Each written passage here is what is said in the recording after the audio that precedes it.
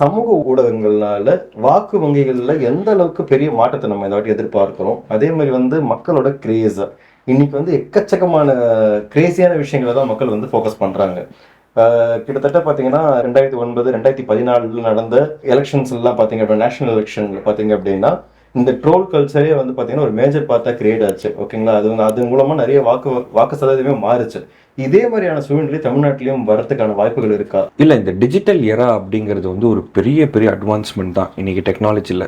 இன்னைக்கு ஒரு பேம்ப்ளெட்ஸோ இல்லைனா ஒரு பில் போர்டோ வெளியே ட்ரெடிஷ்னல் மார்க்கெட்டிங் தாண்டி இன்னைக்கு டிஜிட்டல் மார்க்கெட்டிங் இன்னைக்கு ரொம்ப ரொம்ப சுலபமாக இருக்குது. இதில் ப்ளஸ்ஸும் இருக்குது, மைனஸும் இருக்குது. கத்தி மாதிரி தான், ஆப்பிளையும் வெட்டலாம் விரலையும் வெட்டிக்கலாம் அப்படி. ஆனால் அதில் நிறைய செய்திகளும் கொண்டு சேர்க்கப்படுது. ஏன்னா இன்னைக்கு எல்லா கட்சிக்குமே ஐடி விங் இருக்குது. இன்னைக்கு எந்த அளவுக்கு இளைஞர் படை இருக்கோ, சில பேர் கள அரசியலை விட ஐடி விங் அரசியல் வார் ரூம் வச்சு அதிலே நம்ம செயல்படுத்தலாம்.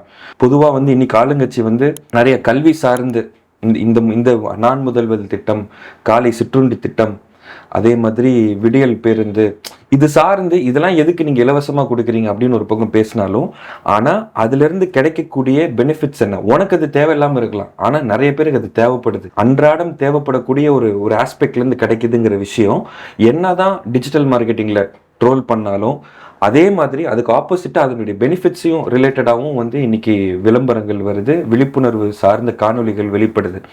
அப்போது உண்மைத்தன்மை அதிகமாக இருந்தால் எதையுமே புதைக்க முடியாது, அதை கடந்து போக முடியாது அப்படிங்கிறது தான் நம்மளுடைய பார்வை. 2014 2019 அந்த காலகட்டங்களில் அந்த 2 நாடாளுமன்ற தேர்தல்களில் பயங்கரமாகவே இருந்துச்சு. ஏன்னு ஒரு வகையில் பார்த்தோம்னா, நம்ம அப்போ தான் சோஷியல் மீடியா பரவலாக மக்கள் கையில் போய் ரீச் ஆகுது.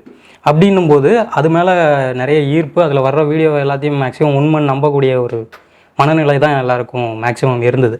அதை அப்போ இருந்த பிஜேபி அரசியல் பக்காவாக பயன்படுத்திக்கிட்டாங்க. ஸோ அதனால் அதில் மிகப்பெரிய ஒரு மாற்றத்தை உண்டு பண்ண முடிஞ்சது.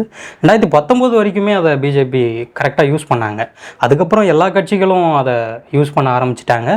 ஆனால் அதுக்கு இப்போ இருக்கிற சூழலில் எப்படின்னா, சோஷியல் மீடியாவுடைய தாக்கங்கள் ஒரு பக்கம் குறைஞ்சிருக்குன்னு தான் நான் சொல்லுவேன். ஏன் குறைஞ்சது அப்படின்னா, சோஷியல் மீடியா பற்றின ஒரு விழிப்புணர்வு மக்களுக்கு ஓரளவுக்கு இருக்குது. மேக்ஸிமம் சில வீடியோஸ்லாம் பொய்யா இருக்கும், இதெல்லாம் சரியில்லை அப்படிங்கிற ஒரு விழிப்புணர்வு ஒரு பக்கம் வர ஆரம்பிச்சிச்சு. ஏன்னா எல்லார் கையிலையும் புழங்க ஆரம்பிச்சிருச்சு அதிகமாக. அது அரசியல் தவிர்த்து பல விஷயங்களை அதில் பார்க்க ஆரம்பிச்சிட்டாங்க. ரெகுலர் லைஃப்லேயே சோஷியல் மீடியா இல்லாமல் நகரமாட்டுதுங்கிற அளவுக்கு அதை யூஸ் பண்ண ஆரம்பிச்சிட்டாங்க. அப்படின்னும் போது அதோடைய தாக்கங்கள் கொஞ்சம் குறைஞ்சிருச்சுன்னு தான் சொல்லுவேன்.